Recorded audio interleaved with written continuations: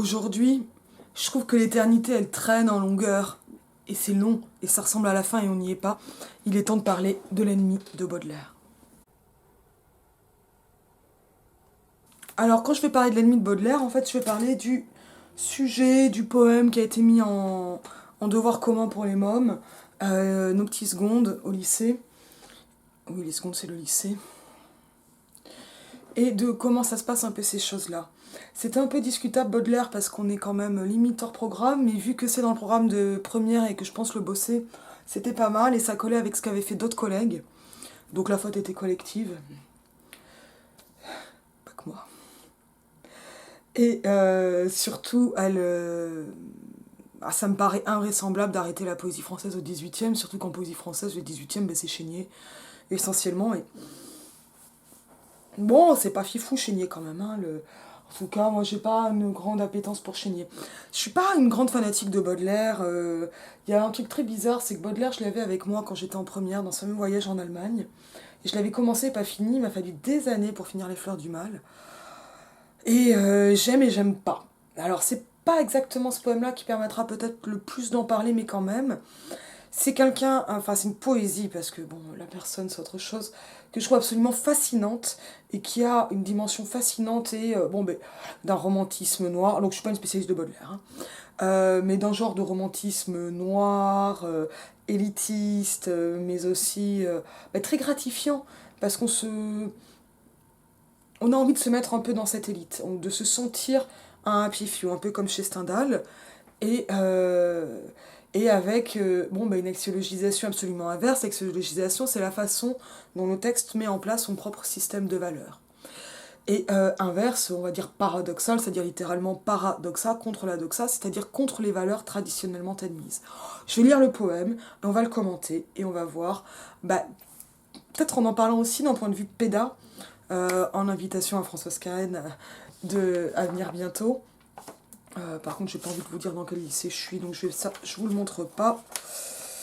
Mais donc ça ressemblait à ceci, notre devoir de littérature, l'ennemi. Et donc ça veut dire que donc certains avaient eu du Baudelaire, d'autres pas, les miens non, mais vous avez tous fait des sonnets.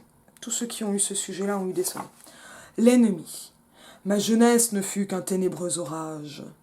Traversé çà et là par de brillants soleils, le tonnerre et la pluie ont fait un tel ravage qu'il reste en mon jardin bien peu de fruits vermeils.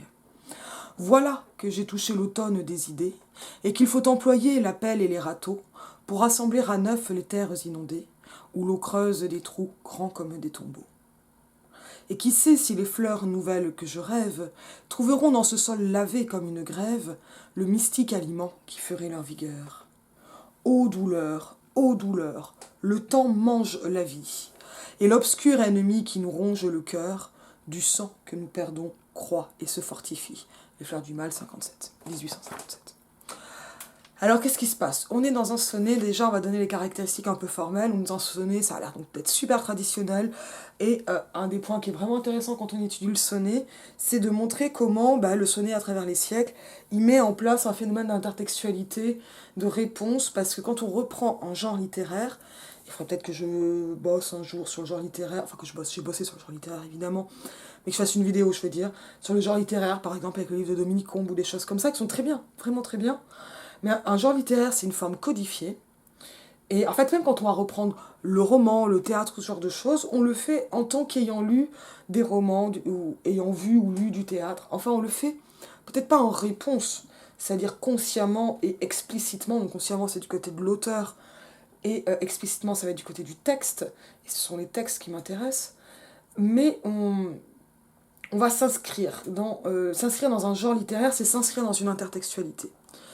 Et quand on s'inscrit dans le sonnet, cette intertextualité, elle est d'autant plus visible et surtout à prendre en compte qu'elle va être... Enfin, que le sonnet est un genre particulièrement codifié. On rappelle 14 vers, 2 quatrains, 2 tercets, avec des schémas qui sont le plus souvent donc ABBA, ABBA, donc c'est-à-dire avec des rimes embrassées, même schéma, enfin même son sur les deux premiers quatrains. On aura ensuite toujours CC, donc un troisième son qui apparaît à la rime. Et après, on va avoir deux grands modèles dans le sonnet français. Le sonnet français à rimes embrassées sur les tercets, c'est-à-dire D, E, E, D. et le schéma italien qui va donner du ED. Non, DE, avec des rimes croisées. On y est. Donc là, on a l'impression qu'on est plutôt dans un schéma italien, puisque les rimes finales sont, ou de Pelletier, puisque les rimes finales sont croisées. Seulement, quand on regarde bien, en fait, ça marche pas, parce que les premières rimes, c'est pas embrassé, c'est croisé. Donc on va avoir AB, AB, et en plus, on va pas arriver à quelque chose qui va donner du AB, AB, une reprise des mêmes sons, mais CD, CD. Et ensuite, on va avoir donc EE, F, G, F, G. Donc, on a un schéma en apparence extrêmement classique, mais avec des petits twists. Et ça, si on ne connaît pas bien sa petite prosodie, ses règles de versification, on passe à côté. Et pourtant, on va voir, ça va être intéressant. Qu'est-ce qu'il nous raconte ce poème ? Ma jeunesse ne fut qu'un ténébreux orage. Bon, globalement, alors là, je vous fais ça après avoir fait le corrigé pour les pitchous, hein. Mais globalement, là, ce qu'on a, c'est un tableau chronologique, donc en fait même une succession de tableaux, qui va de la jeunesse au présent, voire avec un peu de futur du jeu poétique. Je préfère dire jeu poétique ou jeu lyrique, où le poète avec une majuscule, mais le poète n'est pas Baudelaire, c'est la fiction de Baudelaire dans son texte, et évidemment que Baudelaire s'inspire de lui-même, mais je sais pas, j'aime bien dire au pitchou que au moment où on est en train d'écrire, on n'est justement pas en train de pleurer, sinon on tient moins bien le stylo. C'est ça, la littérature. Ça veut pas dire qu'on n'a pas d'émotion quand on est un auteur, et qu'on s'en nourrit pas. Mais ce n'est pas de ça dont il s'agit quand on va écrire, et surtout quand nous on va analyser le texte, parce qu'il y a aussi une forme d'essence, de pudeur, et puis aussi... c'est pas possible de savoir ce qu'il ressentait Baudelaire au moment où il écrivait ça, ou de connaître son intention, donc on n'en parle pas, c'est plus prudent. Que nous fait-il dans ce poème ? On a toute cette question du temps. Ça a l'air d'être un poème sur le temps, mais si on est un peu plus précis, on voit qu'il s'agit plutôt d'un poème parlant des émotions, traitant des émotions du jeu lyrique face au passage du temps. Quand on en est là, on a déjà dit pas mal de choses, et donc son registre, il va plutôt être lyrique, puisqu'on a des questions d'émotions, mais comme on a ces émotions, elles sont aussi un peu précises, on a quelque chose d'élégiaque du côté de la plainte, on a du tragique, puisque ça a l'air d'être inexorable, et en plus c'est d'autant plus inexorable qu'à la fin, on arrive sur une espèce de généralisation, sur laquelle on va revenir, qui fait qu'on est un peu tous bloqués par le passage du temps. Ce qui est une grande vérité générale, la question c'est qu'en fait Baudelaire ? Et pourquoi un sonnet pour dire ça, et pourquoi ce sonnet-là comme ça ? Alors si on commence à prendre les choses les unes après les autres, ma jeunesse ne fut qu'un ténébreux orage, on a bien dès le premier vers l'apparition d'un jeu lyrique, j'ai oublié de dire, ce sont des alexandrins, il n'y a pas des alexandrins, mais on a l'apparition donc du jeu lyrique avec le déterminant possessif ma, et une impression quand même, alors une axiologisation inverse, puisque la jeunesse, elle est plutôt associée à ce qu'on appelle la reverdie, le printemps, le renouveau. Ici, elle n'est qu'un ténébreux orage, donc elle n'est pas une saison, elle est un phénomène météorologique. Et on peut voir déjà comment, d'un point de vue... comment se noue une métaphore avec une identification, ça passe par la copule être, ne fut qu'un ténébreux orage. Le phénomène météorologique, pourtant plutôt brutal et rapide, va parler de la jeunesse dans son ensemble, ce qui va donner déjà une impression de rapidité et déjà nous dire quelque chose du temps. Au niveau du temps, c'est le passé simple qui est utilisé. Bien sûr, je fais des jeux de mots. Et ce passé simple, il a l'avantage d'avoir un aspect global. Ça veut dire que l'action est finie. On voit bien qu'il n'est plus jeune puisqu'il parle de sa jeunesse au passé simple. Et on va noter la restriction, ne fut qu'un ténébreux orage, donc rien d'autre. On peut noter aussi que le ténébreux, l'adjectif ténébreux, qui a facilement une valeur concrète, mais très souvent abstraite, figurée, est placé à gauche, qui va renforcer cette intensité, cette subjectivité. On comprend bien que le phénomène météorologique qu'est l'orage est ici une métaphore, puisque évidemment la jeunesse n'est pas un orage, mais quels en sont les points communs ? Ça va être les tumultes, les tourments, la violence, voilà. Mais ça va aussi être, et ça c'est accentué par le passé simple et la tournure restrictive, la rapidité. qui n'allait pas forcément de soi dans l'orage. C'est pas forcément le c'est même, c'est-à-dire le trait sémantique qui vient au premier plan.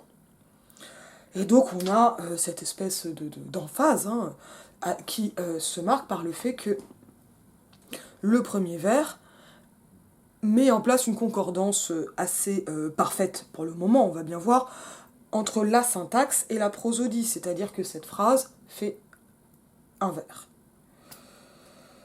Je nais, ce ne fut qu'un ténébreux orage. Oui, et puis en plus, on a bien la coupure à la césure, même si c'est pas une coupure extrêmement forte, avec un énorme balancement. Ça aussi, ça va aller du côté de cette harmonie.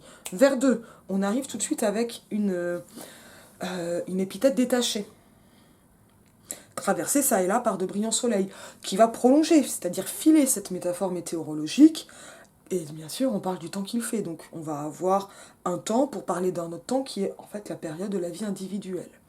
Ce qui va donner à l'expérience individuelle subjective portée par la première personne une valeur un peu universelle quand même.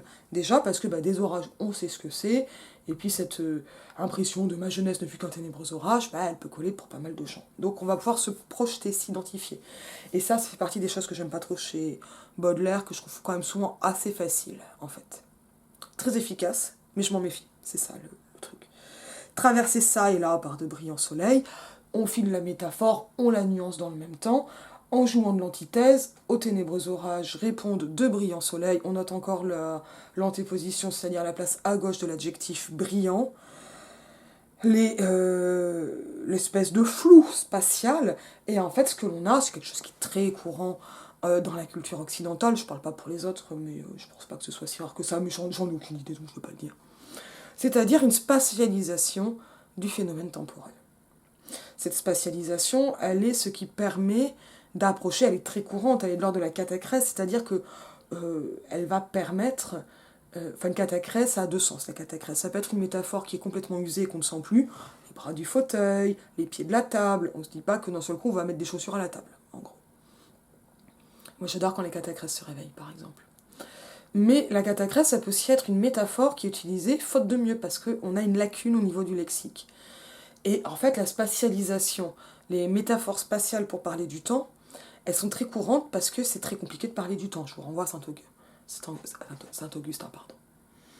Je sais ce que c'est, mais quand je commence à m'interroger, je n'arrive plus à le définir, en gros. Hein.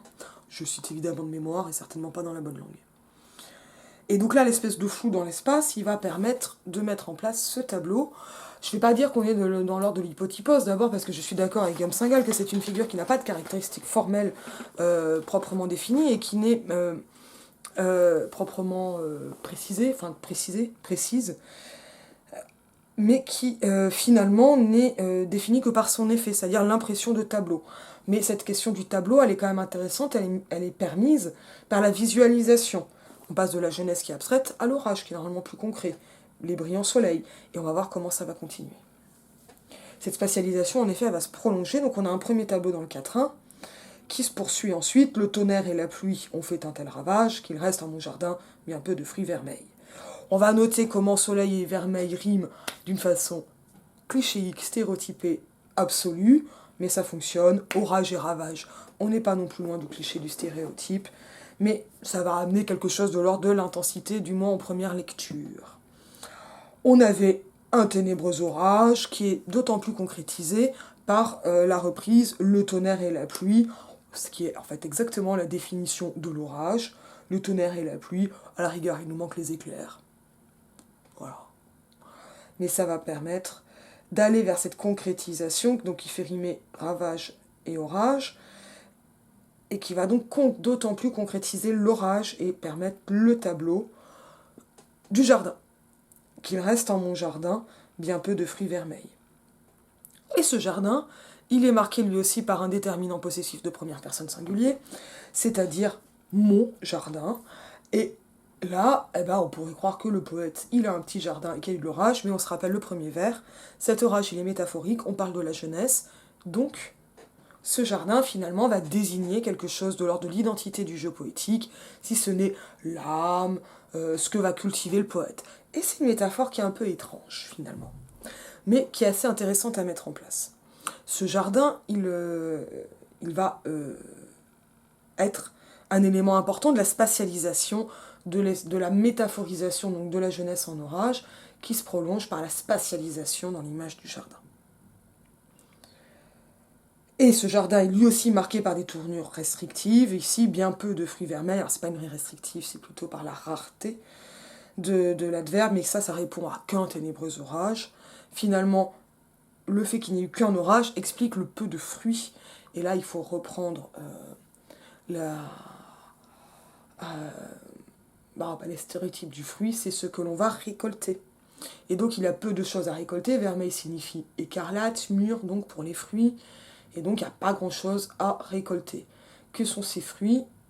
C'est pas encore très clair. On va voir, on en a quand même un peu une idée, mais peut-être les productions du poète. En tout cas, mes secondes ont eu envie d'y voir un Baudelaire désireux de fonder une famille et d'avoir des enfants. Des petits enfants tout rouges. Ça collait pas. Ça collait pas, ça pouvait pas. Enfin, il n'y avait pas autre chose que les fruits pour ça. Je suis bien d'accord qu'on prête à Napoléon une métaphore absolument abominable et j'ai pas retrouvé de source précise pour ça, mais qui dit que finalement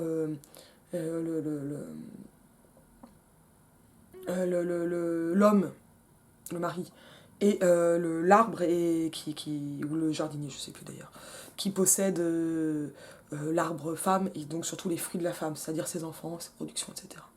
Ça, c'était dans le code civil de 1804. Ou alors c'est plutôt une idée qui sous-tendait le code civil. J'ai pas trouvé de source à ça.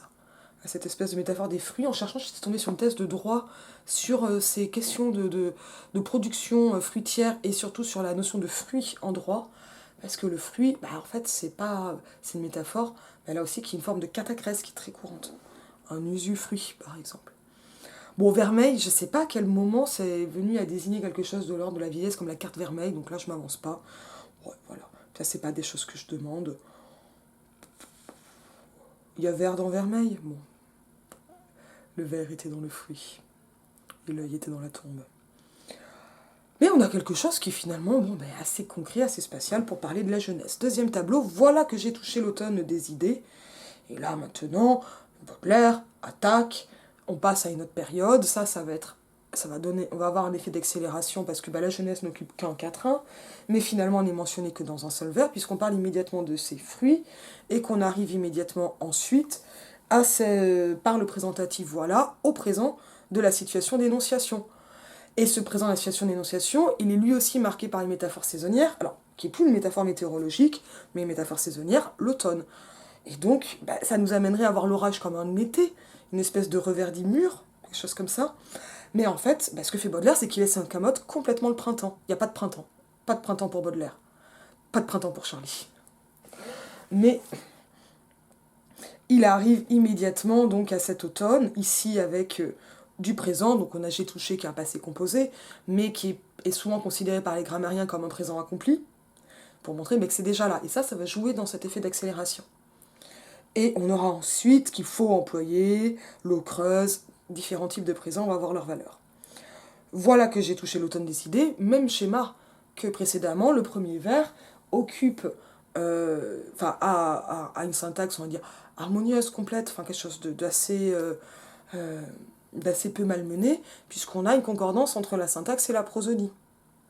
Ici, sans rejet contre rejet, mais comme pour le vers 2, le vers 6, et qu'il faut employer l'appel et l'errato, va lui aussi jouer non pas un effet d'épithète détachée, mais quand même toujours la même impression de rajout, puisqu'ici on a vraiment ce qu'on appelle une figure d'hyperbate.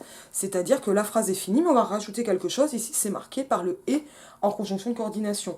Alors peut-être que le « et » en début de phrase, faut-il le rappeler, a des connotations vétérotestamentaires, et le Seigneur a dit, etc., donc propre à l'Ancien Testament.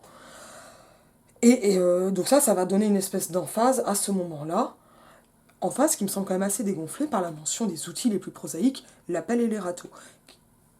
Et là, on va peut-être se demander ce que c'est ces râteaux, qu'est-ce qu'on en fait. Pas des bisous et des largages, et ça va pas marcher. Ça, c'est pas une interprétation qui fonctionne. Mais c'est vrai que si on avait une métaphore familialiste, sauf qu'il n'y a pas d'appui pour ça. Ça marche pas. Enfin là, rouler des pelles, je sais pas si c'était employé en 57, honnêtement. Faudra regarder.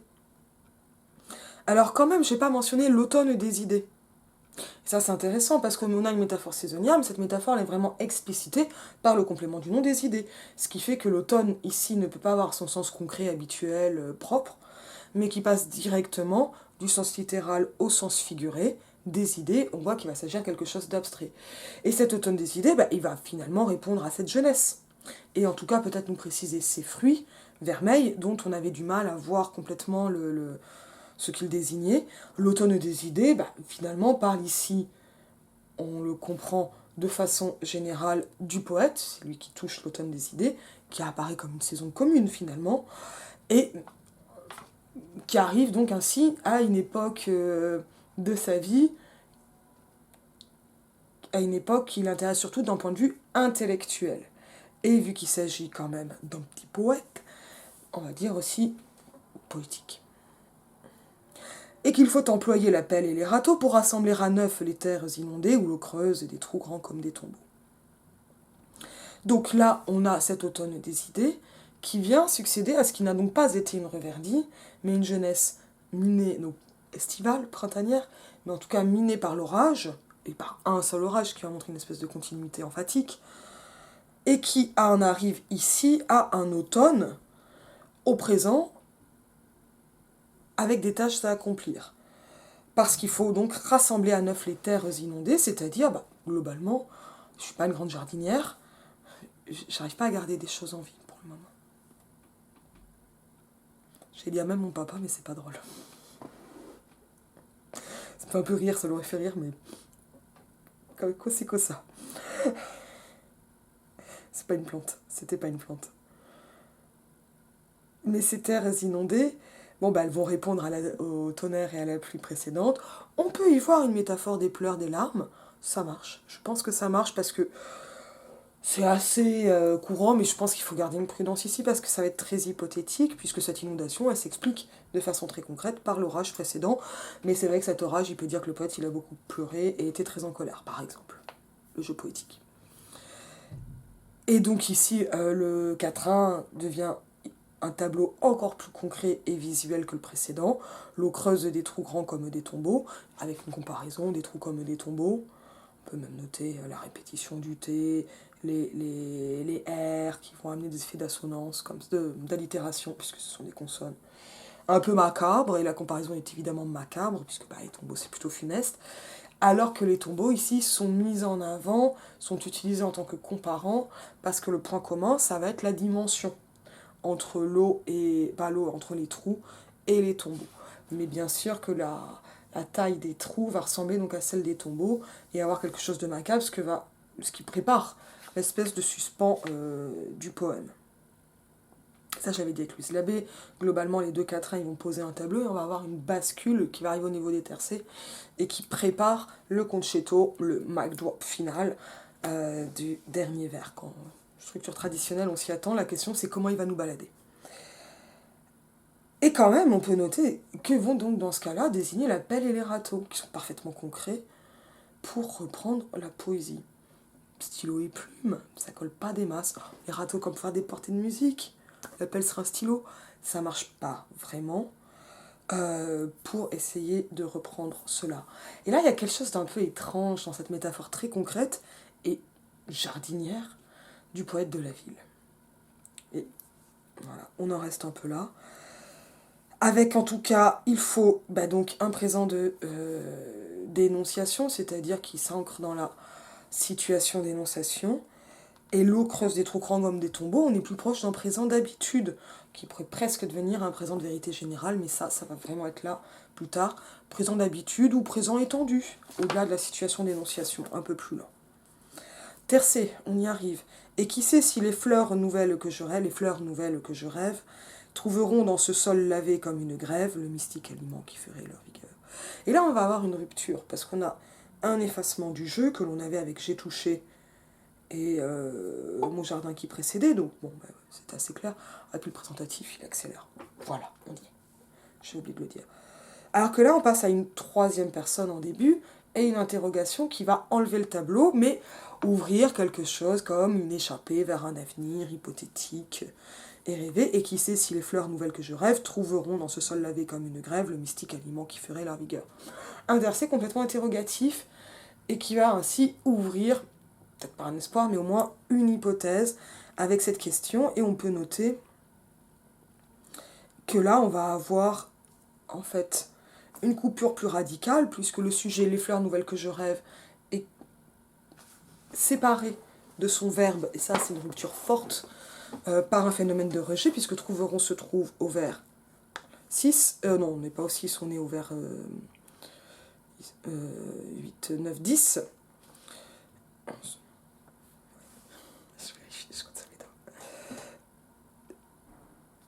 Et donc, l'objet, le mystique aliment, se retrouve lui aussi comme projeté au vers suivant. Au 11 donc. Et on s'interroge un peu sur le sens. C'est-à-dire ici, on va avoir quelque chose, donc le rêve va arriver avec la grève. Ici, la grève, c'est pas la lutte finale, hein, c'est la grève, c'est l'étendue plane. C'est avec la platitude qui nous rappelle l'automne des idées, quelque chose qui est de l'ordre du manque d'inspiration probablement, puisqu'on avait le manque, la métaphore de l'automne des idées qui permettait de voir les âges de la vie comme des âges d'inspiration surtout. Donc ça donne l'impression que l'orage était très inspirant mais destructeur, et qu'après cette destruction on ne sait pas comment redémarrer. Ah on a noyé le moteur, hein, qu'est-ce qu'on veut. Ah, les bougies là, elles sont perdues. Et ce sol, il voudrait être, ou le jeu poétique voudrait qu'il soit un genre de terreau, de terrain pour une suite, mais on ne sait pas si vont éclore, donc ces fleurs nouvelles que je rêve. Alors, nouvelles fleurs et fleurs nouvelles, c'est pas tout à fait la même chose. Fleurs nouvelles, on dirait une espèce d'espèce, un peu comme les pommes de terre nouvelles. C'est vachement bon. Et en même temps, ces fleurs que je rêve, elle montre cet espoir du poète qui va être déçu parce que c'est comme ça, on est chez Baudelaire, mais je pense qu'il est quand même important de les relier au titre, non pas du poème L'ennemi, mais du recueil Les fleurs du mal, et où on va comprendre que ces fleurs, qui est quand même un grand cliché poétique, la fleur, ici, finalement, ne va pas passer par une inspiration traditionnelle, type sonner à sa muse, inspiratrice ou ce genre de choses, mais qu'il faut trouver une inspiration ailleurs. Avec, en même temps, cette chose très étonnante de métaphores spatiales, surtout très concrètes, très prosaïques. On va y revenir. Et en même temps, ces fleurs nouvelles que je rêve, elles vont avec, on vous note bien le je rêve, mais qui est dans la relative, elles vont avec l'espoir d'un mystique aliment qui n'est pas précisé. On va noter le placement à gauche de l'adjectif qualificatif, mystique, évidemment, épithète liée. Et ce mystique aliment, il permettrait leur vigueur, c'est-à-dire la vigueur, l'épanouissement de ces fleurs rêvées. À ce niveau-là, ce mystique aliment, il est à la fois mystérieux mais quelque peu religieux. Et finalement, il s'oppose à cette métaphore qui, alors que la métaphore normalement ennoblit et élève, ici rabaisse et montre le ravage. Dernier tercet. Ô douleur, le temps mange la vie, et l'obscur ennemi qui nous ronge le cœur, du sang que nous perdons croît et se fortifie. Ça marche quand même bien, Baudelaire. Hein. Rupture. Et oui, on arrive, donc on a eu tableau, tercé, avec des questions donc générales, mais qui poursuivaient la métaphore, mais qui en même temps ont inversé le cours. Ça allait pas, ça va toujours pas, peut-être que ça ira. Dernier tercé, en fait non. Et là, c'est le drame. Aux douleurs, donc on note le tiré. C'est mi-quadratin, je crois, je suis nulle en tiré.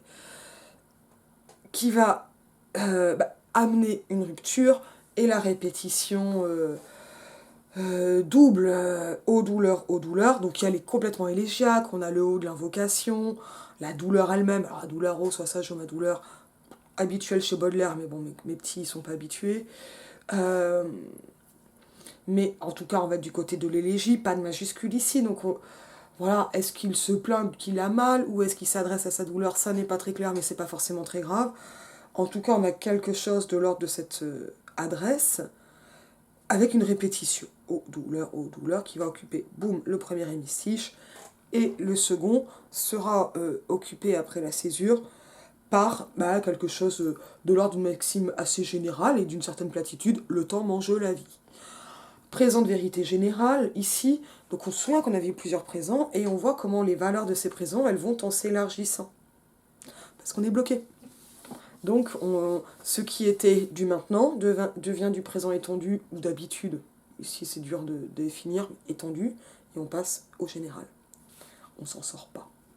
Le temps ici a une majuscule, et en plus il est sujet d'un verbe d'action, ce qui fait lui une personnification, et puis en fait cette idée de temps qui mange la vie, c'est bien une allégorie, c'est-à-dire une personnification codée dont on connaît les codes, peut-être moins quand on est en seconde, c'est-à-dire que là on peut penser au tableau de Goya par exemple, qui va illustrer le mythe antique de Cronos mangeant ses enfants. Mais ici on a quelque chose d'un peu plus, pour le moment d'un peu moins macabre, mais en tout cas ça le prépare, parce que le temps va manger la vie, c'est-à-dire que le temps, plus il passe, moins vous avez de vie, quoi, comme dans les jeux vidéo. Et l'obscur ennemi, on note le « et » en début de vers, et ici nous sommes au vers 13 qui va reprendre celui du vers 6, et qu'il faut employer la paille et les râteaux, et l'obscur ennemi. Donc ça, encore un effet d'hyperbate, d'ajout, ça va amener une impression de haut degré, d'emphase, mais aussi de boum. Et en fait, la vie et l'obscur ennemi, il arrive après la virgule et un autre verbe. Et là, c'est surtout la virgule qui va compter, parce que ça nous montre... en fait, ça aurait pu être que le temps mange la vie et l'obscur ennemi. Bon, non, en fait, c'est plutôt de l'ordre de quelque chose qui est presque oral, en fait. Oh, il y a encore lui qui nous embête. On est proche de ça.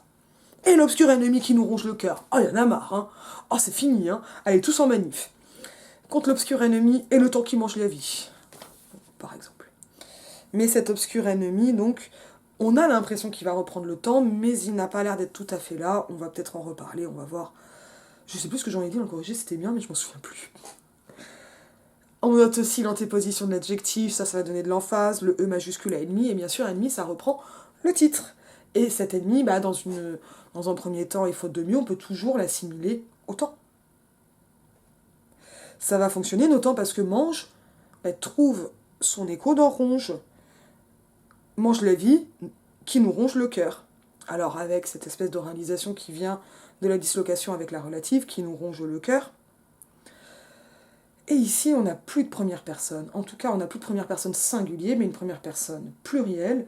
Ce qui, ça, nous amène, comme avec les changements des valeurs des présents, à une universalisation du propos. Boum, c'est plus large. Voire universel, parce qu'on passe au pluriel, et que ce pluriel, on ne sait pas à quel point il va... quelle va être sa portée, à quel point il va englober tout le monde ou pas. Moi, je dirais qu'il englobe plutôt l'humanité ici, hein. Au moins les mecs. Dans le cas de Baudelaire, parce que les femmes, c'est toujours un peu compliqué pour Baudelaire. En tout cas, voilà, plutôt humanité, une portée générale. Et cette portée générale, on va la voir avec, et ça, il faut quand même le dire, les articles définis, le temps, la vie, l'obscur ennemi, le cœur. Ce qui va aller du côté donc de cette maxime qui se déploie, s'amplifie, on est plus dans de l'amplification, parce qu'on a le temps mange la vie, et ça prend encore une autre dimension. Et qui va ainsi, qui permet ainsi, alors faut que j'arrête avec les permis, j'en ai partout, et en fait ça alourdit, mais qui donne, voilà, on passe du temps abstrait, qui était déjà le sujet principal du poème, à un temps personnifié, en même temps universalisé, allégorisé, et en même temps concret, parce qu'il mange, parce que l'obscur ennemi, à sa suite, ronge la vie. Le cœur, pardon. Alors, qui nous ronge le cœur relative, mais en fait là on a une vraie dislocation avec une inversion de l'ordre syntaxique habituel. On est en poésie, c'est le concetto, Baudelaire se permet tout, c'est le mic drop. Du sang que nous perdons croît et se fortifie. En fait, l'obscur ennemi, il nous ronge le cœur, entre parenthèses, croît et se fortifie du sang, donc avec le sang que nous perdons. Ça serait vraiment l'ordre plat. Évidemment, c'est plat. Ce que va permettre l'inversion syntaxique, ça va être un effet de soulignement, de mise en avant, d'emphase, de ce qui est mis à la rime croît et se fortifie, et en même temps un effet de surprise. Et ça, c'est ça la virtuosité. Donc le sang que nous perdons. Donc on avait qui nous ronge le cœur, que nous perdons, qui vont se répondre, c'est relatif. Et donc on voit comment l'humanité, et donc le jeu poétique également, est relégué dans les relatives. Et finalement, alors, ici, nous ronge le cœur, il est objet, que nous perdons, il est sujet, mais c'est quand même un sujet qui n'est pas très actif, hein, le sang que nous perdons. Donc sémantiquement, donc syntaxiquement, il est actif, mais sémantiquement, au niveau du sens, bah, on est plutôt dans une passivité. Je perds du sang. On y est. Donc du sang, donc on passait de la vie au cœur, au sang, et on voit à quel point les images se font de plus en plus concrètes, précises, et macabres. Que nous perdons, croît et se fortifie. Et donc, l'obscur ennemi, du sang que nous perdons, croît et se fortifie, c'est-à-dire grandit et gagne en vigueur, exactement comme on l'espérait des fleurs, mais ici, en fait, c'est l'obscur ennemi qui va faire cela. Et qu'est-ce qui se passe là, de croît et se fortifie? Bon, ben, on a une espèce de redondance, on va noter, comme il est amusant de voir qu'on avait cœur et vigueur qui rimaient, mais en fait, la vigueur espérée, eh ben, elle trouve un écho dans le cœur, mais un cœur qui est rongé. La vie rime avec se fortifie, super positif, trop bien, on accentue. Non, en fait, c'est une antithèse. Parce que la vie, ce serait plutôt la nôtre, puisque le temps mange la vie en général, et puis après on arrive à du nous. Mais ici, se fortifie, c'est pas le nous qui se fortifie, ou qui nous fortifions, c'est l'obscur ennemi. Et donc quand lui, il croit et se fortifie, nous perdons du sang, et donc on suppose, on comprend immédiatement le phénomène inverse d'affaiblissement, j'allais dire déréliction, mais ça c'est pas ça, déréliction, c'est quand on est abandonné par Dieu, mais donc d'affaiblissement, de déperdition. Un peu trop figuré, déperdition. Dépérissement, c'est pas mal. Et là, qu'est-ce qu'on va avoir? Bah, une image du temps, au moins de l'obscur ennemi, peut-être des deux, qui est quand même plutôt vampirique. On a vraiment un vampire. L'obscur ennemi, il grandit de ce sang perdu et fortifié. Et ça va amener une image qui, en fait, confine à l'horrifique et va dans un certain romantisme noir, particulièrement macabre à la fin, et macabre au moment même où le jeu poétique de l'automne des idées va vers quelque chose qui est funeste, funéraire, plutôt mortel, mais qui se dit dans la vigueur de l'obscur ennemi. Et donc cet obscur ennemi, est-ce qu'on peut un peu mieux le comprendre? Eh bien moi j'ai des hypothèses, qui sont pas celles que j'avais trouvées en ligne, mais je n'ai pas super fouillé, mais ça m'a pas mal plu. Parce que finalement cet obscur ennemi, la syntaxe, alors, ne nous permet pas de l'assimiler, de l'identifier directement au temps. Ça fonctionne quand même. On a un peu de mal à dire qui est cet obscur ennemi. Alors bon, on a vu là les ennemis précédents, c'était les orages, le ravage, machin, tout ça, ça fonctionnait pas bien. Mais finalement, qu'est-ce qui va croître et se fortifier aussi? Eh bien, c'est ce qui se nourrit du mystique aliment et fait les fleurs nouvelles. Et ces fleurs sont les fleurs du mal. Donc l'obscur ennemi, ça peut bien être quelque chose de l'ordre d'une muse. Le museau? Les museaux masculins du jeu poétique qui va donner ses fleurs nouvelles et donc ainsi croître et se fortifier. Et ça m'amène à avoir une lecture assez ironique du poème. Non pas que je me moque de Baudelaire, mais je pense que Baudelaire, il se fout pas de notre gueule à nous, puisque hypocrite lecteur, mon semblable, mon frère, mais ironique parce qu'il se fout de la gueule des autres, au premier rang desquels Chateaubriand, mais surtout Lamartine. Le romantisme d'avant, le romantisme plan-plan bucolique. Quand je vous dis ça, c'est pas que j'aime pas Lamartine, j'en lis pas beaucoup, je dois avouer. Mais j'ai de la sympathie pour Lamartine quand même, voilà, depuis 48, tout ça, même si c'est tout le temps trompé, je trouve sympa. Bon, mais ça, on l'a avec ces espèces d'images, alors, levez-vous vite, orage désiré qui devait emporter René, ce genre de choses. Ça peut être vraiment... C'est cette espèce de romantisme qui devient quand même un peu du toc, hein, dans les années 50, et qui est toquifié, si l'on peut dire, avec Baudelaire, qui ringardise tout. Baudelaire, il a la main qui ringardise, hein, c'est l'inverse de Midas. Parce que... Et pas seulement de Baudelaire, est-ce qu'on peut vraiment imaginer que dans les fleurs du mal, on va réellement se mettre à faire du jardinage? Est-ce qu'on peut vraiment se dire que cette image, donc, de mon jardin avec les peu de fruits vermeils, que l'on comprend, elle est à prendre au sérieux? Est-ce que l'on peut considérer qu'il faut vraiment employer la pelle et les râteaux? Et là, moi, je vois vraiment... Mais heureusement, je ne leur demandais pas la troisième partie. Je vois vraiment pas Baudelaire, enfin plutôt dans ce poème, je vois un intertexte qui pour le coup là n'est pas celui du sonnet, mais qui est voltairien, mais qui se fout de la gueule de Voltaire. Il faut cultiver notre jardin. C'est pas de ça dont il s'agit. Chez Baudelaire, on va pas cultiver son jardin. D'abord parce qu'on n'est pas dans les jardins, on est en ville, et parce qu'en plus c'est la charogne qui va inspirer.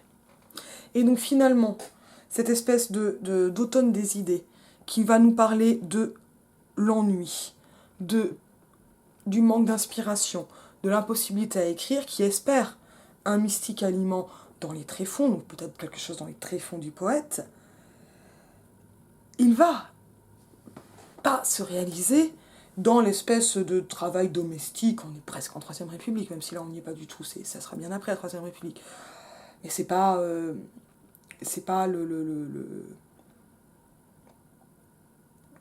dans cette espèce de bourgeoisie voltairienne qu'on va trouver, qui va réellement cultiver son jardin avec sa petite brouette là et son petit râteau et ses pelles.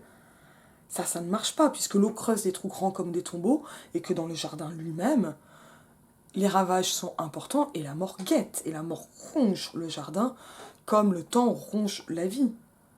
Et en fait, face à cette aporie du manque d'inspiration, ce n'est pas l'inspiration traditionnelle qui va fonctionner, celle du romantisme bucolique, ou celle du bon soin de soi d'un bourgeois comme Voltaire, mais ça va passer par autre chose, à savoir cet obscur ennemi qui finalement serait cet équivalent de la muse, de l'inspiration poétique, qui vampirise le jeu poétique et qui, lui, pourra faire naître ses fleurs nouvelles, non pas nées du compost ou du charnier ou du fumier, mais qui vont naître du sang du poète et hâter quelque chose comme son propre dépérissement. Et donc ce nous, il est peut-être aussi lui aussi très élitiste, et il va peut-être pas toucher l'ensemble. Alors, il nous permet de parler du temps, mais il me semble qu'il parle du jeu poétique. Et à ce niveau-là, la platitude des métaphores. Ma jeunesse ne fut qu'un ténébreux orage. Cette espèce d'harmonie qui est quand même déjouée régulièrement, d'image d'un jeu poétique jardinier, elle se retrouve complètement dénouée parce que le jardin n'est pas là pour les fruits vermeils. Et il y en a peu. Il est là pour les fleurs du mal. Et ces fleurs du mal, elles sont dans un jardin qui est miné par le spleen, la douleur, l'angoisse de la mort. Mais ces fleurs du mal, elles naissent de cette vitalité du poète, peut-être cette vitalité qui l'aura amené vers un romantisme niais, peut-être de sa réelle vitalité, de ce mystique aliment qui lui permet d'avoir ces images inversées, cette esthétique absolument moderne et funeste. On parle de fleurs de trottoir, cette image donc des fleurs, donc ici, que l'on n'a pas, mais cet obscur ennemi qui croît et se fortifie, et peut-être cette espèce de vitalité florale, la véritable inspiration poétique, et qui chez Baudelaire se dit au masculin. Alors cette lecture-là finale, je ne l'attendais pas des secondes. Moi, ce que je voulais, c'était analyse de la métaphore et des comparaisons, des temps, de la versification. Et ça, c'est très dur, mais je suis s'en sortie, parce que quand on a la méthode, on s'en sort. Il faut suivre les étapes. On a du mal à aller jusqu'au bout. Mais là, il peut voir que sur des métaphores qui ont l'air d'être très dures, moi, ce que j'ai vraiment aimé dans ce poème, c'est que le poème a l'air d'être assez simple. Alors, il y a quand même des mots qui sont durs. Vermeil, mystique, grève. Je sais plus ce que j'avais mis. Funeste aussi, j'avais mis. Pas dans le poème, mais je l'avais mis dans les annonces. Même si ça, on l'avait vu en cours. Mais ce qui va se passer là, la grève, ça on l'avait oublié, c'était dommage. Ce qui est une grève, la place de grève. Mais c'est ce qui m'intéressait d'un point de vue pédagogique dans ce poème, puisqu'on demandait que le 1 et le 2. Donc ils sont en seconde, on ne fait pas encore les commentaires complets, ça c'est normal. Mais ce qui m'intéressait, c'était de voir comment ils allaient analyser des métaphores qui ont l'air d'être aussi simples, mais si on ne les analyse pas pied à pied par ces désignations, eh bien on ne comprend pas ce qui se passe. Alors que le poème donne une impression d'extrême simplicité par rapport à d'autres. On a l'impression que tout est donné, et c'est justement dans ce tout est donné que Baudelaire claque la porte d'un romantisme fade qu'il développe quand même sur 2 quatrains. Et ça, moi, ça m'a intéressé, même si le grand 3, je m'en suis chargée dans le corrigé, évidemment. Je sais pas si j'aurais donné ça à des premières, mais comme maintenant on travaille sur œuvre en première, bah si, en fait, il y a quand même des choses à bosser, quoi. Mais la poésie, ça se travaille. Et ah bah tu vois même, du sang que nous perdons, du sang que nous perdons, croix et se fortifie, oui, bah là on a une césure qui va jouer l'antithèse par la césure elle-même, faut quand même le dire. Et je vous dis à bientôt.